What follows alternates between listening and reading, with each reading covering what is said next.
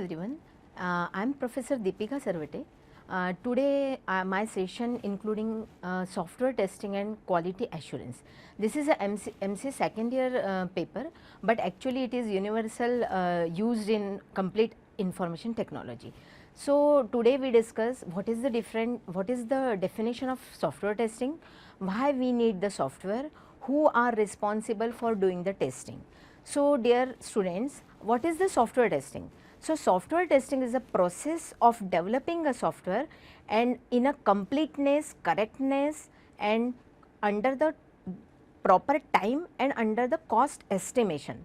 So that your product is defect free product. So this process will be done prior to launch the product in the market or given to the customer. So why we need to test the software? So dear friends, for example, this is a device, this is an Android mobile. Why I am using it? Because it is completely functional, correctly functionable and it is very useful for me.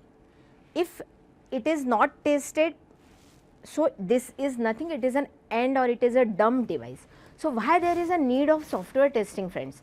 So for example, due to untested software, it may happen that you are bankrupted, airplane crashes or any web applications are in a trouble. So it leads to any type of untested software can leads you a hazard us. So there is a need of software testing. Okay. Now what types of peoples are engaged in the software testing? So throughout the software development life cycle, there are lot of group of peoples are there. So they are responsible for software testing. These are the test engineer, these are the project leader, these are the end user, these are the development manager, and all these group of members are including in this activity. Now how the project is going to develop first of all. So basically the project is developed in a proper pattern, or you may also call it can follow a proper processes. These processes are what? These are the life cycle. So properly SDLC, waterfall model, prototype model, spiral model, V&V model, that is verification validation model, these are used for software development. These models can be selected or choose as per the type of the software size, as per the type of the functionality of the project. If the project is big, so at that time the particular spiral model is used. When the project size is small, at that time waterfall model is used, etc. So for testing purpose, properly for the testing purpose, a verification and validation model is basically used for testing purpose. So what is verification? Verification means the process to which you are going to develop the software, means whether you are going to develop the software rightly, this is a verification. It can be done manually, there is no need of executing a code for this particular verification. And secondly, what is the validation? Validation, it is a dynamic testing method. It can be tested by executing your code. This validation can be used for code testing.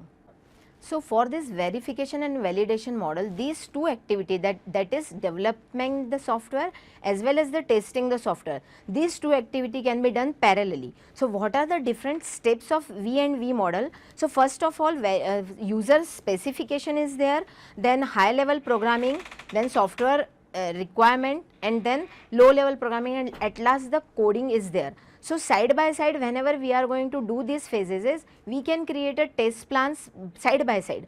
So this testing as well as the development, these both activity can be go parallelly and in hands on hands. Okay. Now next we will discuss about the software testing life cycle. So what is the software testing life cycle? Software can be tested by means of some parallelly or some execution steps. First of all, so for software development life cycle, the following phases are there. These phases are your requirement analysis, test plan, test cases, then module testing, module of this test cases, and then at last cluster testing.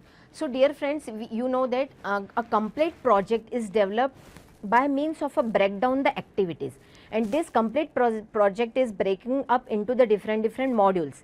Each and every modules are tested first. So this type of testing is called your unit testing. Whenever individual modules are tested, now they are integrated with each other. Integration means what? The output of a one unit become the input of the another unit. So after their interaction, whether the particular function is done properly or not, so this testing is called your integration testing. Now after this integration testing, we are going to test the system. Complete system is for what purpose we are going to develop that purpose. So whether that is fulfilled or not, that is the system testing. And at last acceptance testing, where your software can be completely accepted by the customer without any problem. If any bugs or any defects are there, so it will be re-revised or re-engineered. So this is called a software testing life cycle.